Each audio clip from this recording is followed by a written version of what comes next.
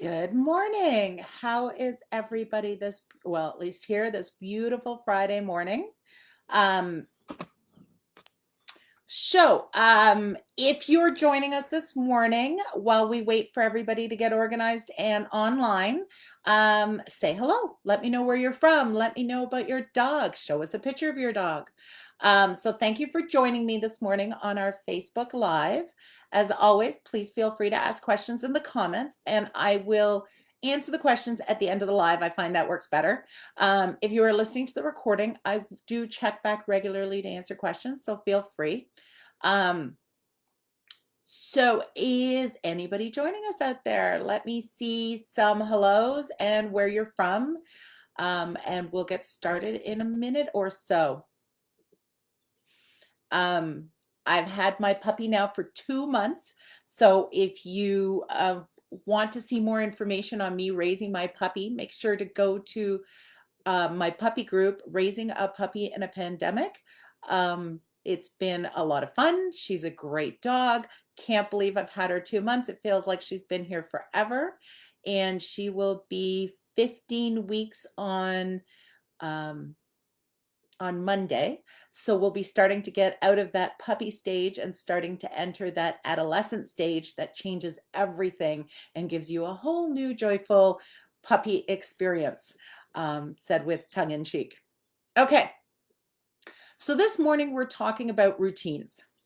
Routines that create habits in our dogs that you would really like to change. And they happen so gradually that you don't even see them happening. And this is what I want you paying attention. And this could be your brand new dog, this could be your puppy, this could be your adult dog that you're going to try to change or manage behavior.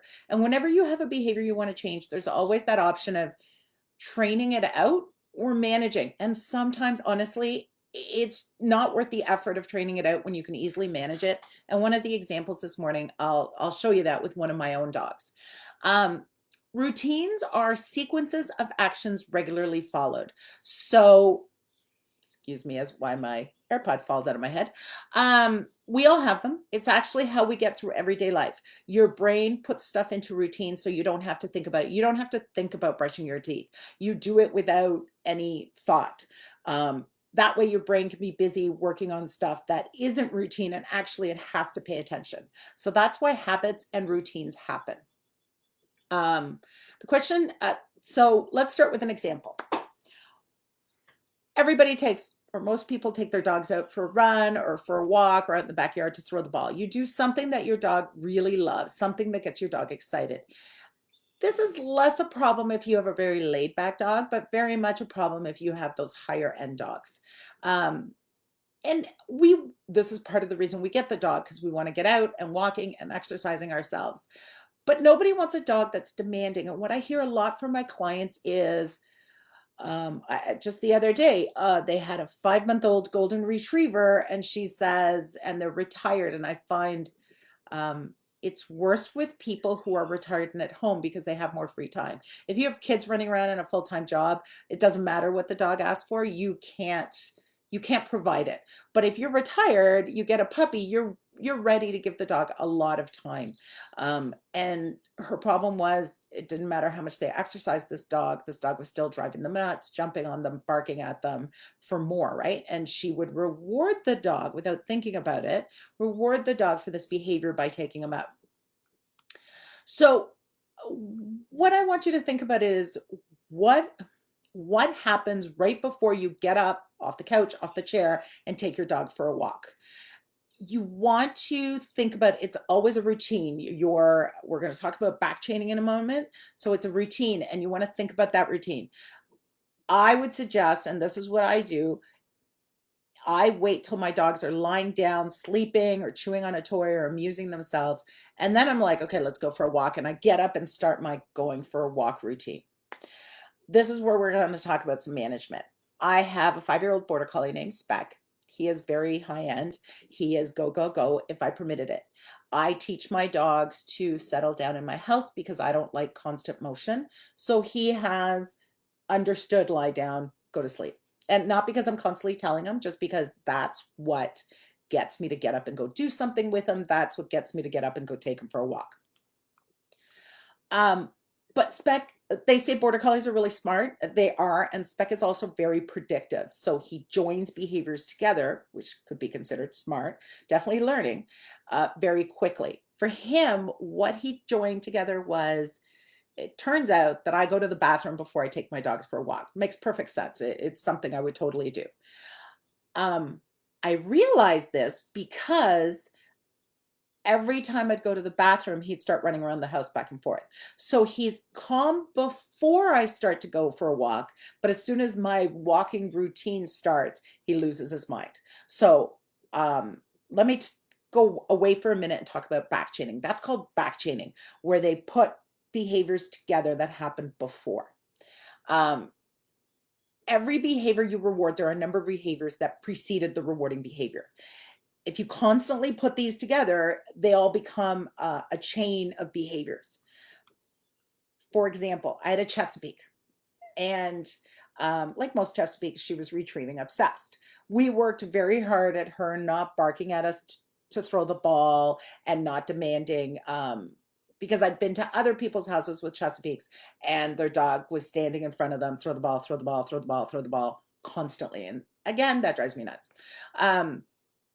But Splash would goober on the ball when you threw it. So my husband started putting on a work glove before he'd throw the ball, which we called the goober glove.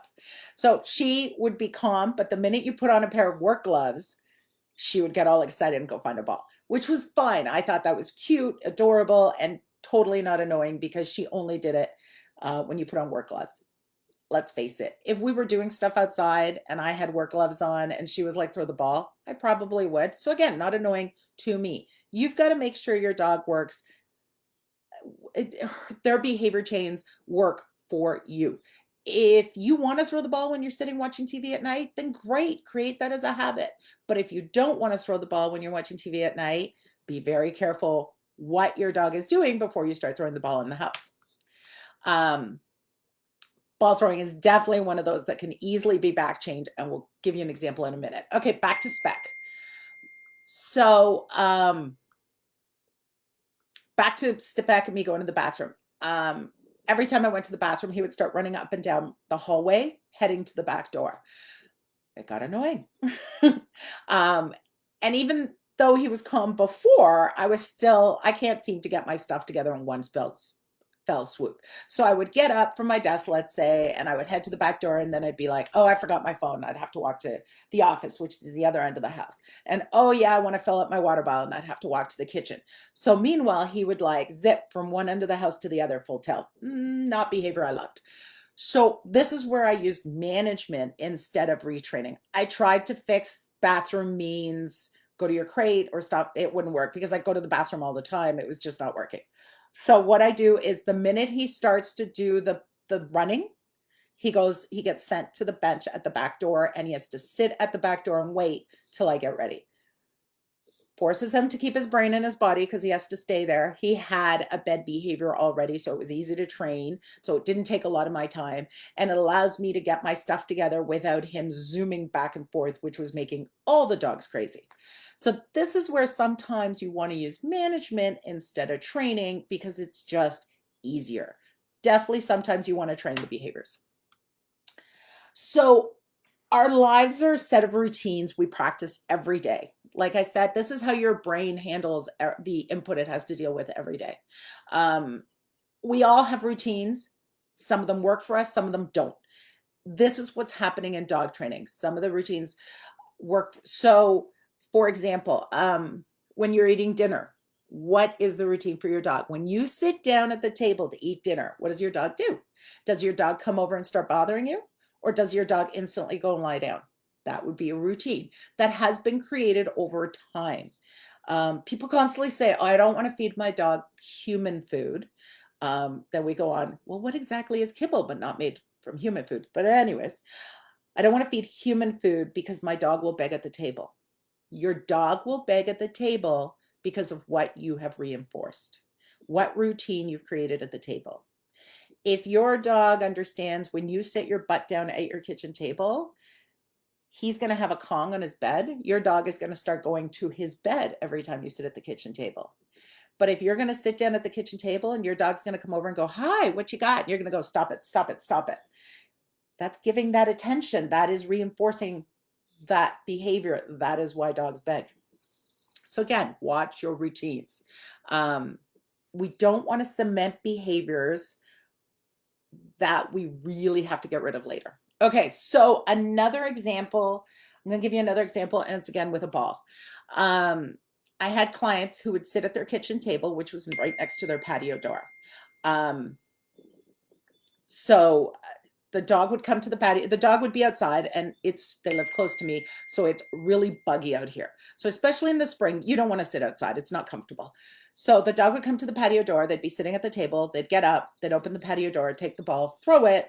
The dog would, and they could throw it off the deck. So the dog would be gone for like 5 minutes or a few minutes, and then would come back. They'd be inside. We kept repeating this. It was easy. The problem was sometimes they were like, okay, we're done. You're tired or it's hot out. I'm going to stop. And she would bark. And eventually they'd be like, okay, whatever. I need you to shut up. So I'm going to go out and throw the ball again. What they ended up building was and this was a drivey dog. So what they ended up building was stand at the patio door and bark till somebody comes out and throws the ball for you. It ended up they couldn't sit at their kitchen table. They stopped sitting at the kitchen table because it was so annoying. She would never shut up, because the problem is when you give in. So when your dog has a behavior and they're like, can you do this? So she would come to the door and bark. And if you went out on the first bark and threw the ball, fine. But once she's done 2 barks, if you let her keep barking, so 3, 4, 5, 20, and you give in, you're creating what's called an extinction burst. So what it is before they give up, they're going to do the behavior much worse. The example I've always used is debit machine. You go to the store, you go to pay, you put your card through, it doesn't work. You're not going to quit after twice. You're going to do it a few times before you're finally like, this isn't working. That is an extinction burst. Now, if on the 20th time she barked, you finally go out and throw the ball, which is what we do because our head explodes. Barking is one of those really hard to ignore behaviors. You just told her, you keep on barking, I'll give in eventually. And eventually you have a dog who can bark for a solid hour. And this is why you get those barking dogs who bark and bark and bark and bark and bark. So let's talk about what could have been done instead. As soon as you saw this, as soon as you start to pay attention, you will start to see, especially if you have a young dog who's just starting to build these behaviors, you will start to see how this stuff could build. As soon as I would have seen this, I would have gone, okay, we need to give you a behavior that I can live with. An easy behavior in that situation would have been, I'm going to sit at the kitchen table till you lie down. Once she lied down, that would make me get up from the kitchen table and go throw the ball. The reason I like lying down, and I wouldn't be cueing, I wouldn't be yelling at her, lie down, lie down, lie down. I would just ignore her until she finally lied down. Let's face it, eventually she's like, okay, I'm hot, I'm tired, I'm bored, I've barked, nobody's coming. What if I lie down? Dogs lie down. It's what they do.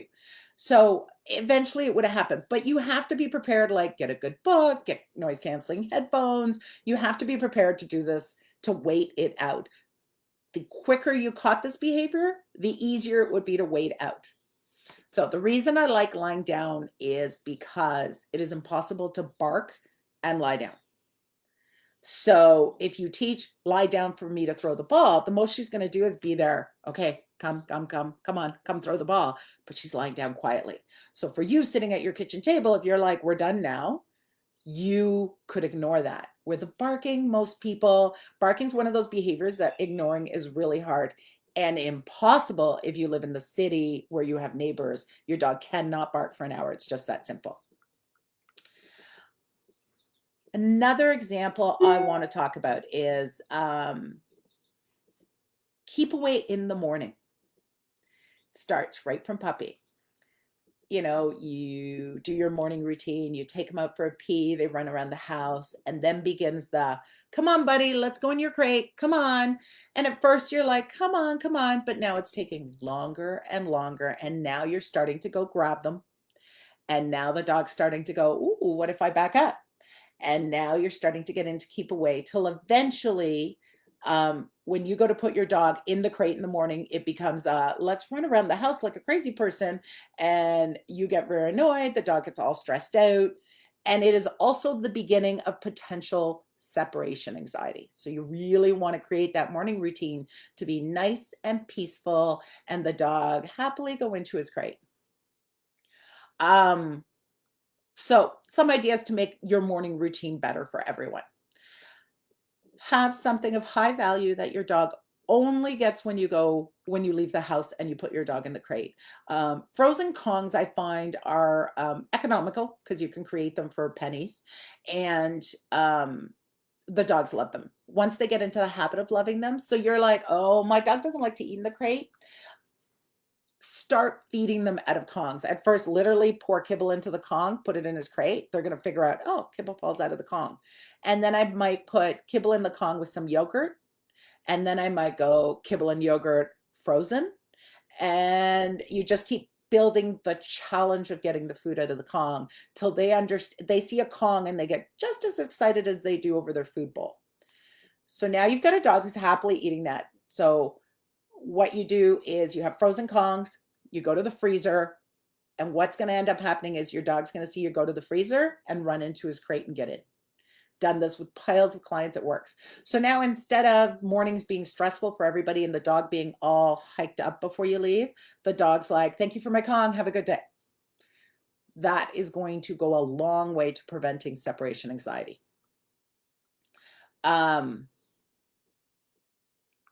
The other part of this is management. If your dog has a heavy habit of playing this routine in the morning, the Kong alone might not do the trick. So then you want to put some management into play.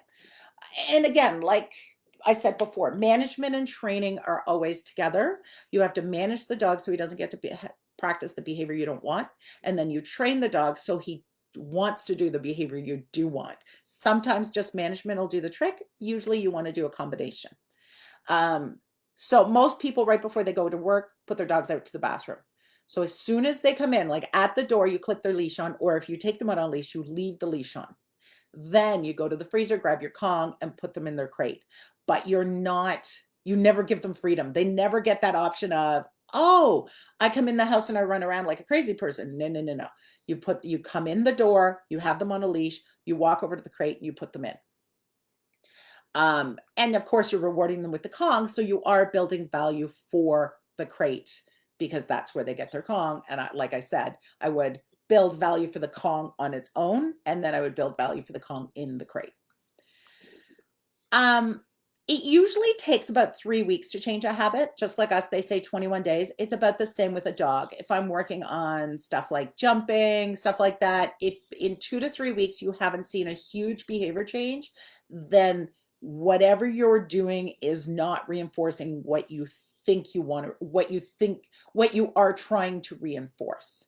Some stuff takes a while, so you got to give it the 2 to 3 weeks. But honestly, if in 2 to 3 weeks everything's exactly the same, you need to rethink what you're doing, no matter the behavior.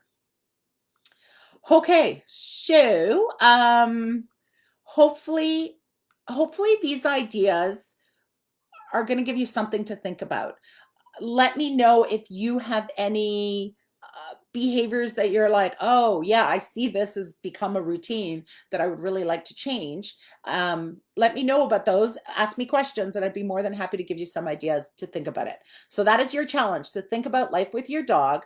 Are there any habits you would like to see change? Are you in constant policing mode, like your dog running out the front door? That is definitely a routine that's created right from when we go for a walk. What happens is when you go for a walk, your dog, most dogs, if you watch them, when they go for a walk, they stick their nose right on the seam of the door. And as soon as you open the door, they run out. Now, you have company come over. They do the exact same thing. They wait for the door to, because that's become the routine, right? The door opens, I run out. But now they're not on leash and you don't want them to go out, but you don't realize that you've practiced this behavior multiple times a day since they were puppies. So now the dog gets outside and you're like, oh my God, my dog's outside off leash. and you panic and chase. So now you've created another routine of run away from me. So that's another place where I see these routines start to kick in. So let me know if you have any questions. If you need any specific feedback on your own situation, you can feel free to message me, private message me. I'd be more than happy to talk to you about it. I do chats to get us started, quick chat, and they're 100% free. So that's all for now. If you have any comments, let me know. If not, have a wonderful weekend, and we'll be back next Friday morning at 10 a.m. for another Facebook Live. If you have requests for subjects, please let me know. Have a great day.